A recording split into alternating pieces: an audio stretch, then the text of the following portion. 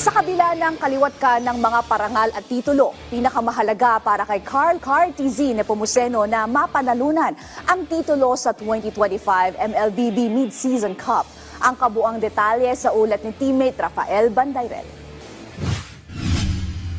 Two-time M-Series World Champion, four-time MPL Philippines Champion, at MVP awards sa parehong local at world stage. Kung paramihan lang ng nagawa sa eksena ng professional Mobile Legends Bang Bang, wala nang ibang kayang pumantay kay Carl TZ Nepomuceno. Siya ang jungler ng Team Liquid Philippines na sumungkit sa titulo ng katatapos lamang na MPL Philippines Season 15. Marami ang naniniwala na sa dami ng kanyang napatunayan, si Carl TZ na ang maituturing na greatest of all time o GOAT sa kasaysayan ng competitive MLBB. Pero ayon mismo kay Carl, hindi niya pa kayang tanggapin ang titulong ito dahil meron pang kulang sa kanyang koleksyon. Ang kampyonato sa MLBB Mid-Season Cup na ilang beses nang dumulas mula sa kanyang mga kamay. Yung pinagusto ko talaga yung MSC. Kasi kahit nag-champion ako, kung di ka rin makuha yung MSC, parang ulit na naman yung cycle. Kaya MSC talaga gusto. Bago magsimula ang naturang torneo, magkakaroon ng isang malawakang patch sa MLBB at kaakibat dito ang ilan sa mga pagbabago sa Land of the Dawn. Naniniwala si Carl na kung sino ang unang masasanay sa bagong meta ay siyang makapag-uwi ng titulo sa MSC.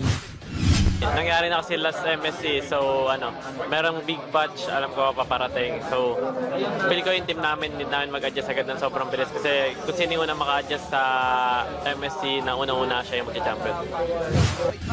Pero syempre, hindi naman kailangang suluhin ni Carl ang pagbubuhat ng responsibilidad. GOAT o hindi, may mga teammates siyang masasandalan.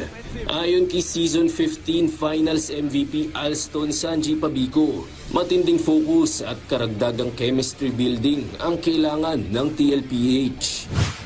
Sobrang focus talaga namin ngayon and more on bonding na din dapat kasi kulang din po kami sa bonding, puro lang po kami doon sa bootcamp. Feel ko kailangan po namin lumabas.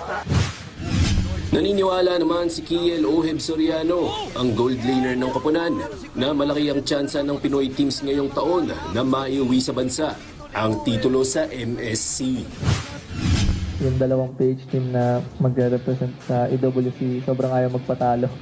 Feel ko kasi yung Onyx saka kami TLPH, parang kaming 5 players and 5 players nila. Parehong ayaw magpatalo sa kahit anong laban. Aarangkada ang 2025 MSC bilang bahagi ng Esports World Cup sa July 23 hanggang August 2 sa Riyadh, Saudi Arabia. Rafael Bandairel para sa Atletang Pilipino, para sa bagong Pilipinas.